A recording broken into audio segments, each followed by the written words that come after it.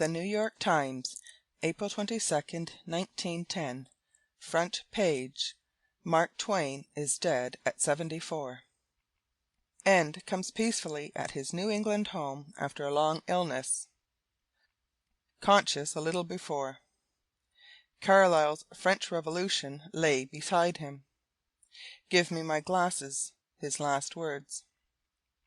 Surviving child with him. Tragic death of his daughter Jean recently did much to hurry his end. Danbury, Connecticut, April 21. Samuel Longhorn Clemens, Mark Twain, died 22 minutes after 6 tonight. Beside him on the bed lay a beloved book. It was Carlyle's French Revolution. And near the book his glasses, pushed away with a weary sigh a few hours before.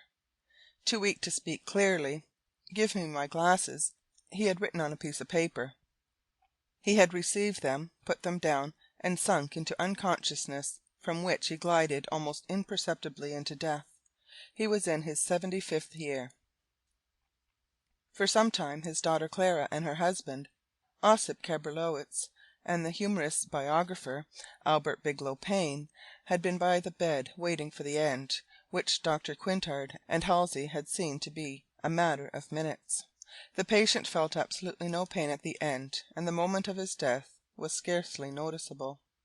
Death came, however, while his favorite niece, Mrs. E. Looms, and her husband, who is vice president of the Delaware, Lackawanna and Amp Western Railway, and a nephew, Jervis Langdon, were on the way to the railroad station.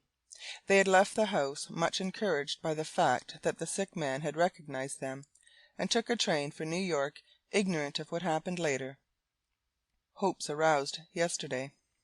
Although the end had been foreseen by the doctors, and would not have been a shock at any time, the apparently strong rally of this morning had given basis for the hope that it would be postponed for several days.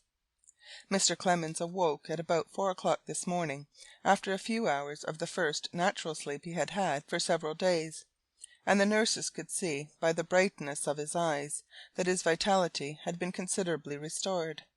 He was able to raise his arms above his head and clasp them behind his neck with the first evidence of physical comfort he had given for a long time. His strength seemed to increase, enough to allow him to enjoy the sunrise, the first signs of which he could see out of the windows in the 3 sides of the room where he lay.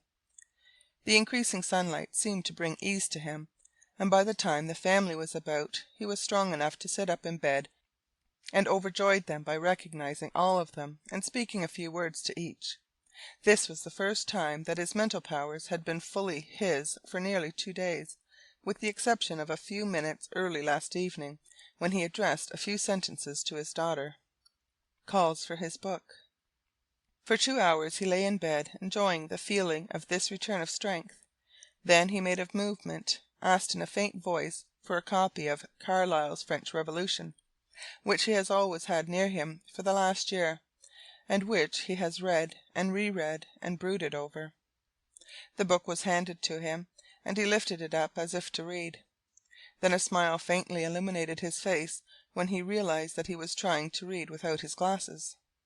He tried to say, "Give me my glasses," but his voice failed, and the nurses bending over him could not understand. He motioned for a sheet of paper and a pencil, and wrote what he could not say. With his glasses on he read a little, and then slowly put the book down with a sigh. Soon he appeared to become drowsy, and settled on his pillow. Gradually he sank and settled into lethargy. Dr. Halsey appreciated that he could have been roused, but considered it better for him to rest. At 3 o'clock he went into complete unconsciousness.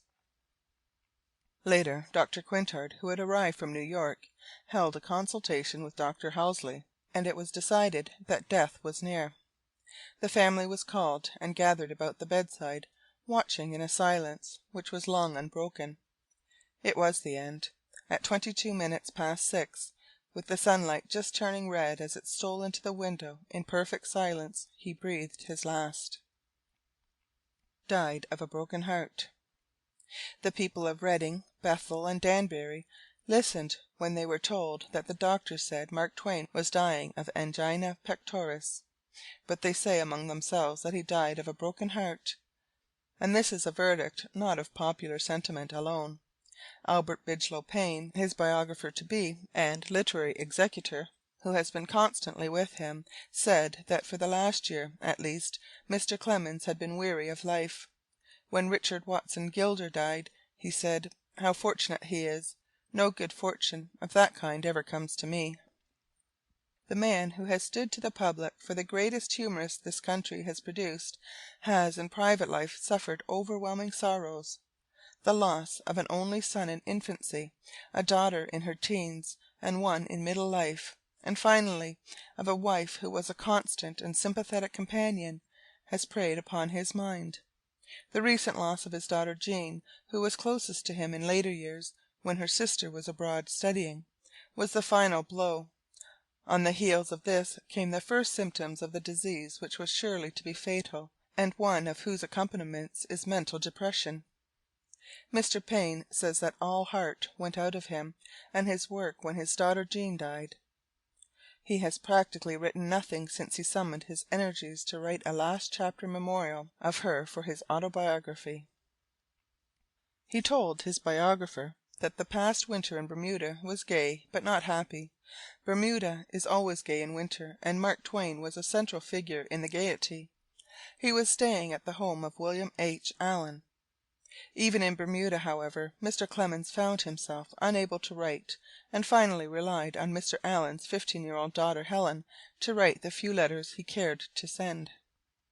His health failed rapidly, and finally Mr. Allen wrote to Albert Bigelow Paine that his friend was in a most serious condition. Mr. Paine immediately cabled to Mrs. Brabazowitz, his surviving daughter, who was in Europe, and started himself on April 2nd for Bermuda, embarking with the humorist for the return to New York immediately after his arrival. On the trip over, Mark Twain became very much worse, and finally realized his condition. "It's a losing game," he said to his companion. "I'll never get home alive." Mr. Clemens did manage to summon his strength, however, and in spite of being so weak that he had to be carried down the gangplank, he survived the journey to his beautiful place at Reading.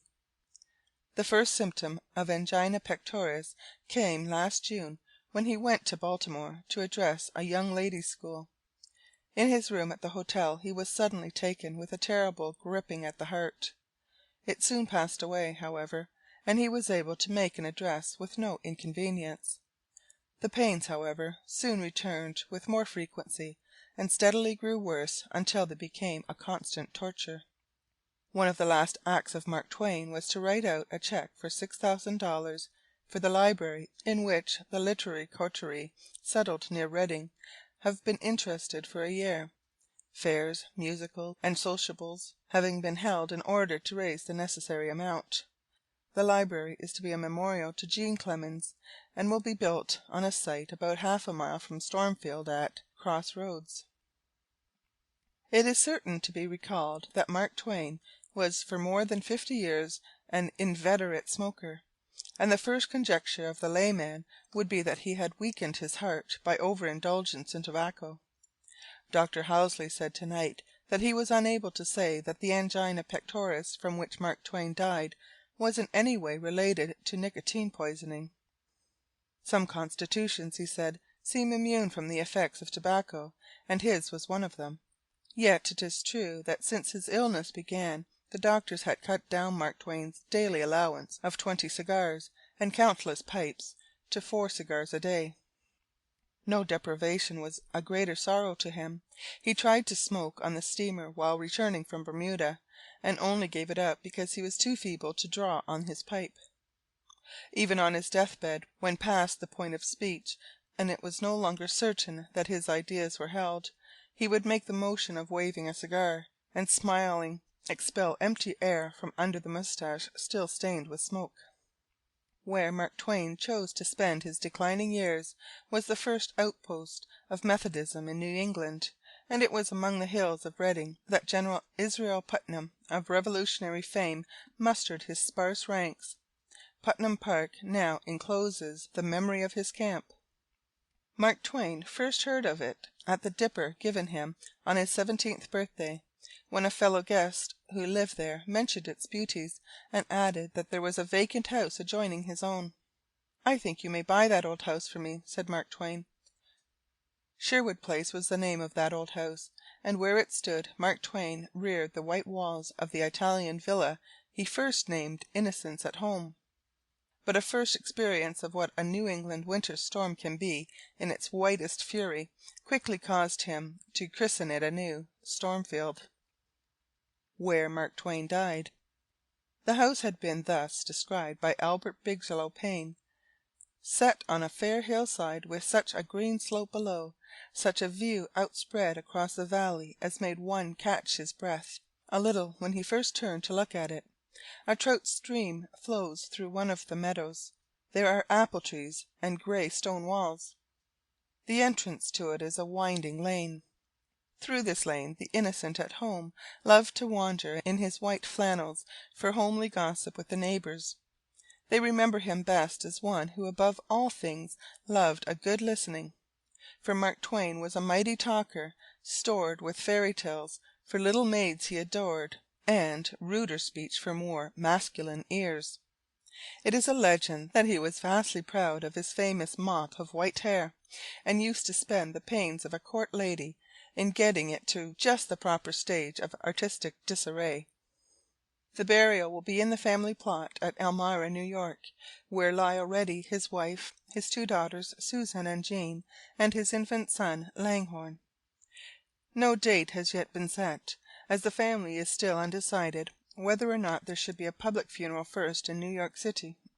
It is probable that Stormfield will be kept as a summer place by Mrs. Gabrilowitsch, who is very fond both of the house and the country, although her husband's musical engagements make it necessary that she spend a part of each year abroad.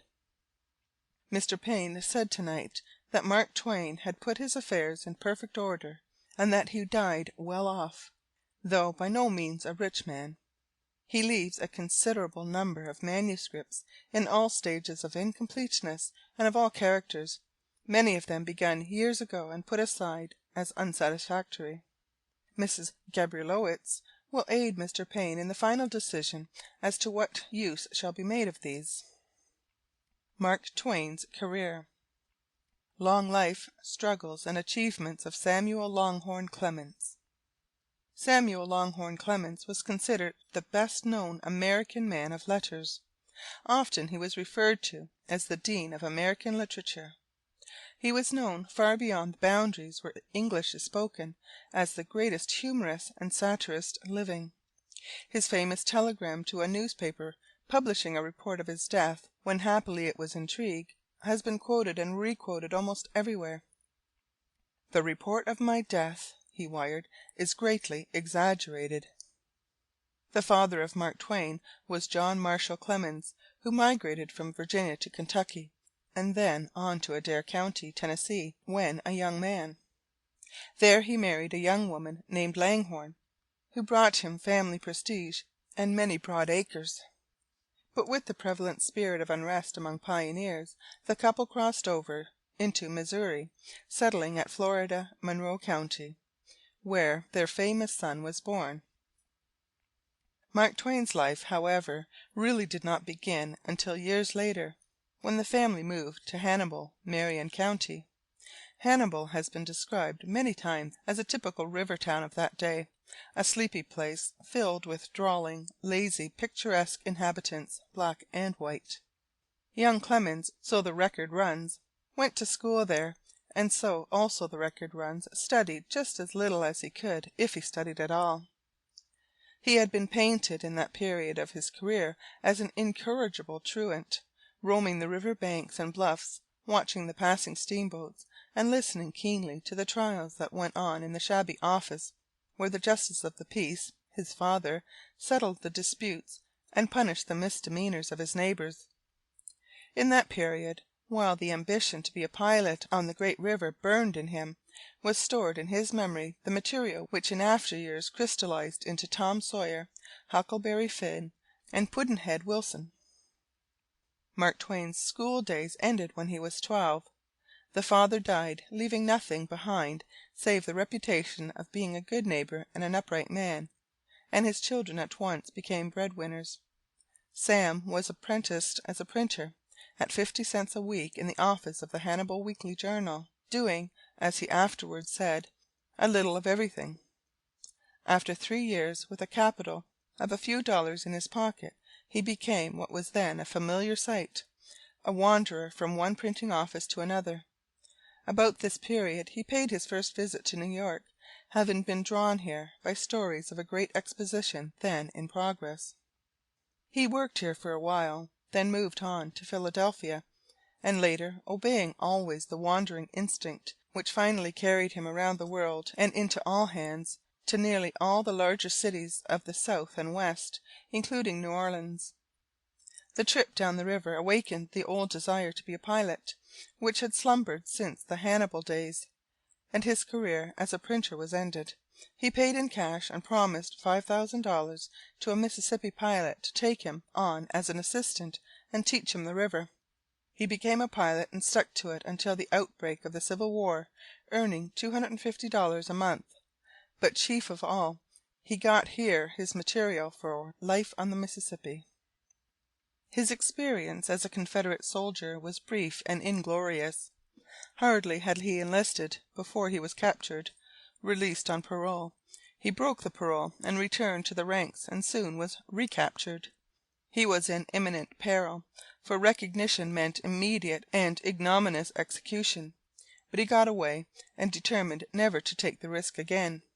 He stopped flight only on reaching Nevada, where several letters of his to the Virginia City Enterprise resulted in an offer from the editor of that paper of a place on the staff. From that day forward Clemens earned his living with his pen, but with the exception of several excursions. From Nevada, Mark Twain moved out to San Francisco, where, after a brief service on the local staff of The Call, he was discharged as useless. Then he and Bret Harte were associated in the conduct of The Californian, but both soon deserted the paper to make their fortunes mining if they could. Neither did, and Mark Twain was soon back in San Francisco, penniless and ill. This was in . The Sacramento Union sent him to Sandwich Islands to write a of letters on the sugar trade, an arrangement which this time he filled to the editor's satisfaction, and returned restored to health. That winter, however, was one of roughing it for him. He could get little to do as reporter or editor, and finally took to lecturing in a small way. He was a success from the start. He spoke in many of the small towns of California and Nevada, earning more than a living, and meantime writing sketches for Eastern papers. These attracted considerable notice, and in March of 1867 he issued his first book, containing The Jumping Frog and other stories. Its reception was so cordial that Mark Twain decided to try his fortunes in the East. On reaching New York, he learned that a secret excursion was about to start for the Holy Land in the steamer Quaker City.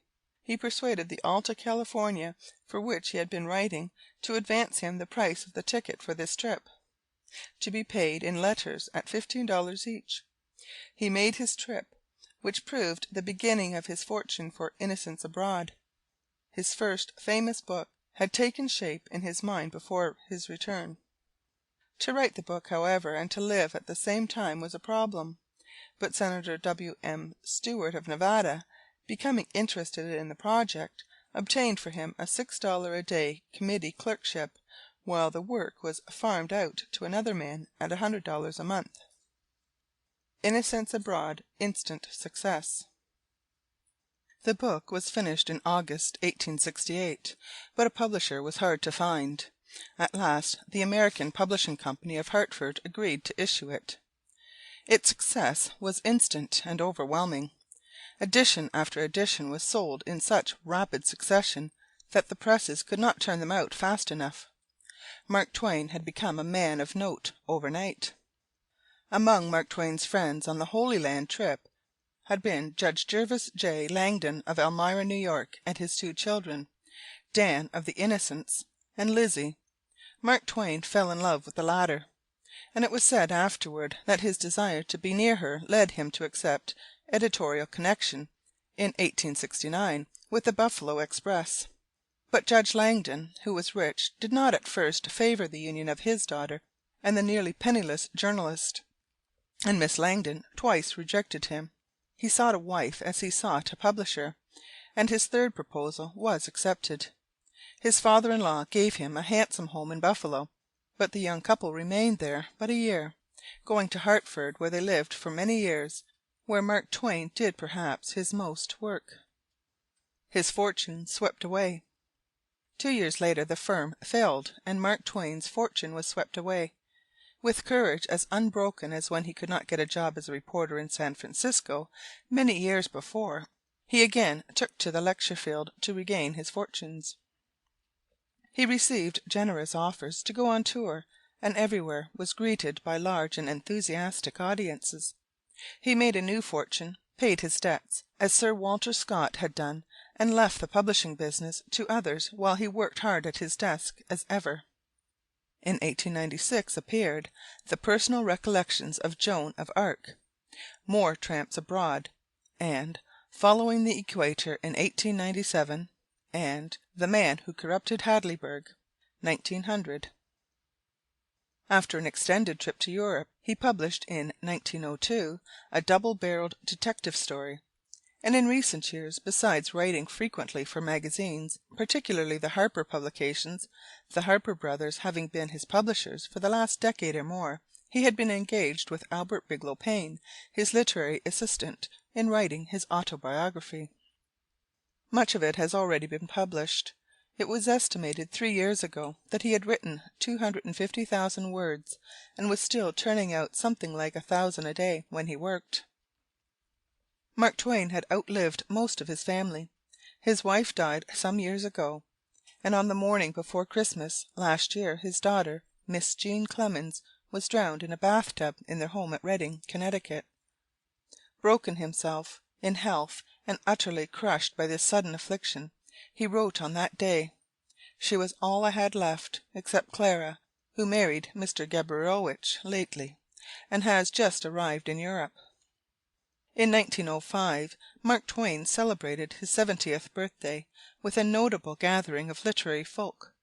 2 years later he was honoured by Oxford University with the degree of Doctor of Laws. Though in his younger days he was a great traveller, and was known personally to nearly all the crowned heads of Europe, of late years he had confined his journeys chiefly to Bermuda, whither he was often accompanied by one of his best friends, the late H.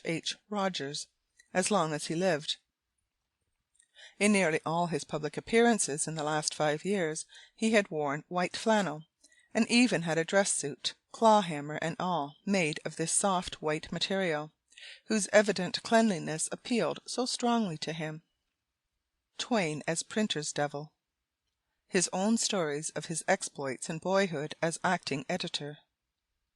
One of the most interesting of all Mark Twain's books, or series of personal sketches, related to the crucial but happy-go-lucky period of his life. At 12 he began his own account.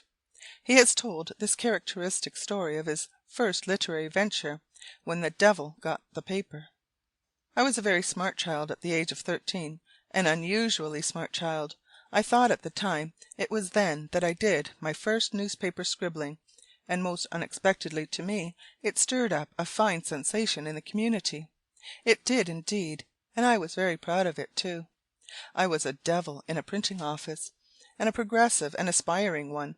My uncle had me on his paper, the Weekly Hannibal Journal, $2 a year in advance, 500 subscribers, and they paid in cordwood, cabbages, and unmarketable turnips.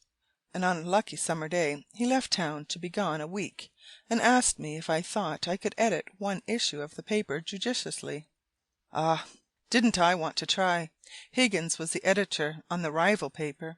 He had been jilted, and one night a friend found an open note on the poor fellow's bed, in which he stated that he could no longer endure life, and had drowned himself in Bear Creek. The friend ran down there and found Higgins wading back to shore. He had concluded he wouldn't. The village was full of it for a few days, but Higgins did not suspect it. I thought this was a fine opportunity.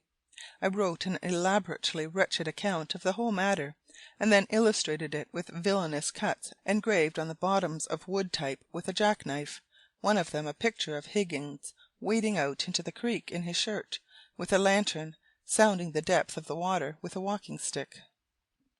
Next I gently touched up the newest stranger, the lion of the day, the gorgeous journeyman tailor from Quincy.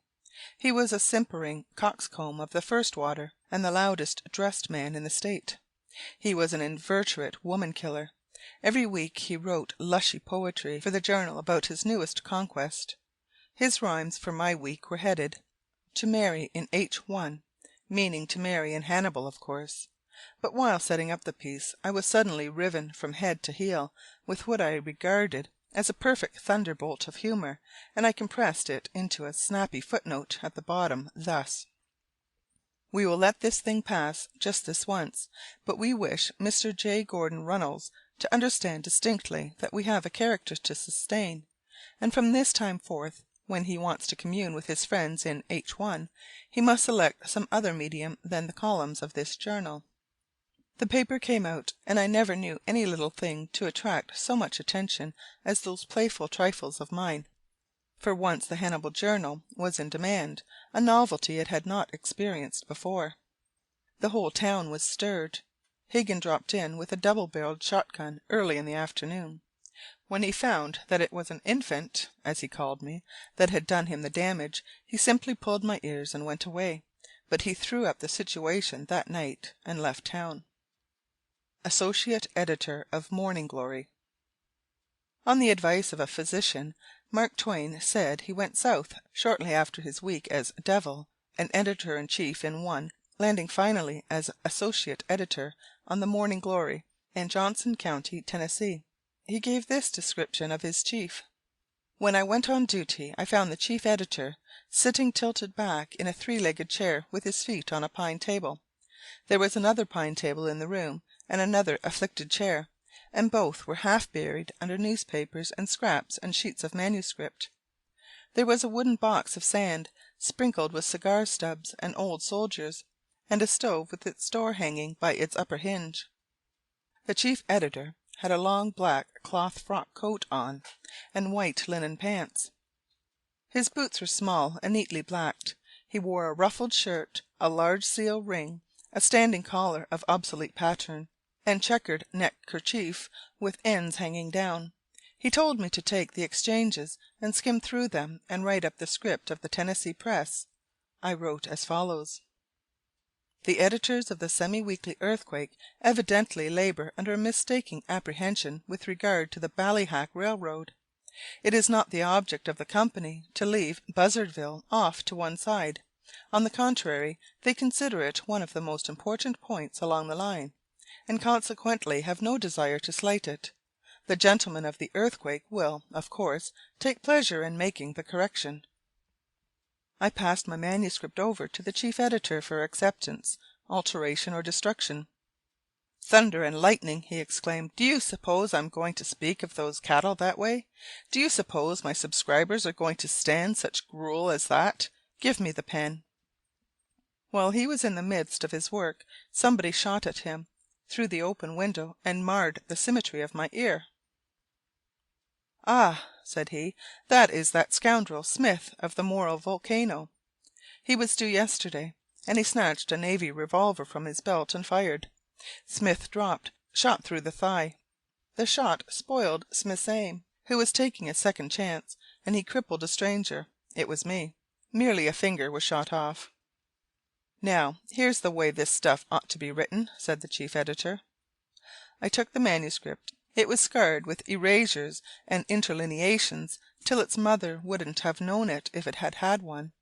It now reads as follows: "The inveterate liars of the semi-weekly Earthquake are evidently endeavouring to palm off on noble and chivalrous people another of their vile and brutal falsehoods with regard to the most glorious conception of the 19th century, the Ballyhack Railroad. The idea that Buzzardville was to be left off at one side originated in their own fulsome brains, or rather in the settlings which they regarded as brains. They had better swallow this lie if they want to save their abandoned reptile carcasses, the cow-hiding they so richly deserve." Mark Twain says he had written this way of the editor of an esteemed contemporary, John W. Blossom, Esquire. The able editor of the Higginsville Thunderbolt and Battle Cry of Freedom arrived in the city yesterday. He is stopping at the Van Buren House.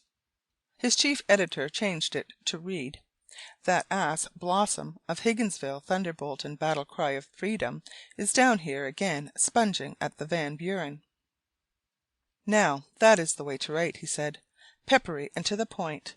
Mush and milk journalism gives me the fantods." Blow to his friends here. New York editors and authors extol the man and the writer. The news of Samuel L. Clemens' death shocked all his friends and literary associates with its suddenness. Although it had been known that he was in a serious condition, no one seemed to expect that his illness would terminate fatally so soon. E. Hopkinson Smith, who has known Mr. Clemens for 30 years, ever since, in fact, the great humorist first came to the city and lectured at Cooper Union, was dining at the home of Mr. and Mrs. George Clark at 1027 Fifth Avenue when he first heard of Clemens' death. "It does not seem possible that Sam is dead," said Mr. Smith. "We had been friends ever since he first came from San Francisco and gave his readings of The Jumping Frog on the lecture platform. He had the kindest heart in the world. The reading public knew him more for his humor, but his friends knew him as a big-hearted, human man. His attitude toward everyone was the kindest. In life and in art it was always the human that appealed to him most. The humor of his books was the real, the genuine humor. Humor to be lasting must be clean. Clemens' humor was essentially clean. It will be lasting for that reason. It was the humor of human nature. There was never anywhere in it any double entendre. It was always kindly. It never ridiculed anyone. It never made fun of the littlest of men. Twain did not make fun of Tom Sawyer painting the backyard fence. He brought out the human note in the boy. And that's what makes us always remember that passage with joy and read it over and over. Colonel George M. Harvey, of Harper and Amp Brothers, who was Mr. Clemens' publisher, is abroad, but Henry M. Alden, editor of Harper's, at his home in Metuchen, New Jersey, last night spoke with emotion of the man who had been not only a contributor but a friend. "In Mr. Clemens' death I have lost a dear friend," Mr. Alden said. "I feel a deep sense of personal loss, and I can't express my sense of the loss to literature. As for our personal relations, they are much more than those of editor and contributor. Nobody could tell anything about Mark Twain better than he could tell it himself, or, indeed, half so well. He has always been writing his autobiography. I have always believed that literature has lost much by not having had more of his imaginative creations on a higher plane, more works like Joan of Arc, for example." Mr. Alden has published his personal recollections of Mr. Clemens in the Book News Monthly for April. Mark Twain was, with one exception, the best-known American of his time, and without exception, outside of Poe and the New England School, he was our most distinguished writer, said Robert Underwood Johnson of the Century. He had the singular distinction of having, so to speak, naturalized American humor in many lands.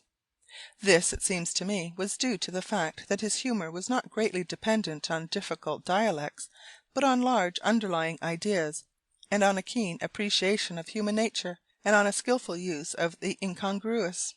In dramatic effect, in surprise, and in climax he was unequalled and inexhaustible. I think that these things are likely to give more than usual permanency to his writings. We have outgrown many once popular humorists, but I can't conceive of a generation of readers to whom, on the whole, his work will not be of enjoyable interest, while literally he has added to the gaiety of nations and made us all his debtors.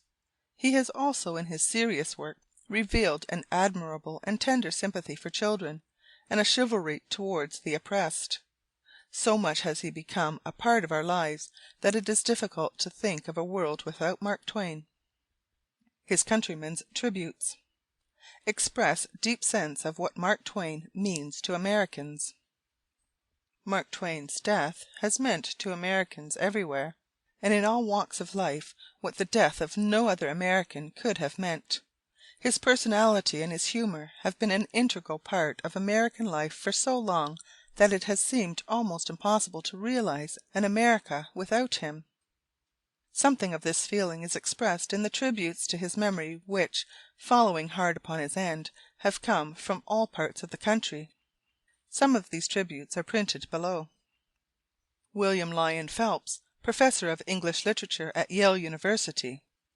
The death of Mark Twain is a very great loss to American letters. I regarded him as our foremost representative in literature at the present day. Tom Sawyer and Huckleberry Finn, his two masterpieces, will live for many years as illustrative of a certain phase of American life. Colonel Thomas Wentworth of Higginson in Boston. It is impossible to exaggerate the loss to the country.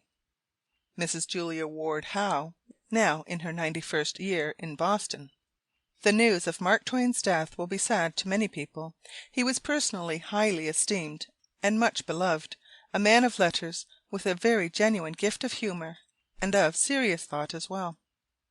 Handon Garland, novelist in Chicago. Mark Twain's death marks the exit of a literary man who was as distinctly American as was Walt Whitman. The work of most writers could be produced in any country, but I think we, as well as everybody in foreign lands, will look upon Twain's work as being as closely related to this country as the Mississippi River itself. We who knew him personally hardly need to speak of him as a man, for all the world knew him. No one ever heard him speak without being inspired, and no one ever saw him without being proud of him. George Ade at Kentland, Indiana. I read every line Twain wrote, for he was a kind of literary god to me. His influence has already worked itself into the literature of our day. We owe much of our cheerfulness, simplicity, and hope to him. Most of all, Twain grew old beautifully, showing his simple, childlike faith for ultimate success throughout all his adversities. Booth Tarkington at Indianapolis. He seemed to me the greatest prose writer we had, and beyond that a great man. His death is a national loss, but we have the consolation that he and his genius belonged to and were of us. Charles Major at Indianapolis. He created a new school of humor, the purpose of which was not only to be funny, but to be true. He could write nothing that he did not at least feel to be true. All that he wrote was half fun and whole earnest. James Whitcomb Riley. The world has lost not only a genius, but a man of striking character, of influence, and of boundless resources. He knew the human heart, and he was sincere. He knew children, and this knowledge made him tender. End of article.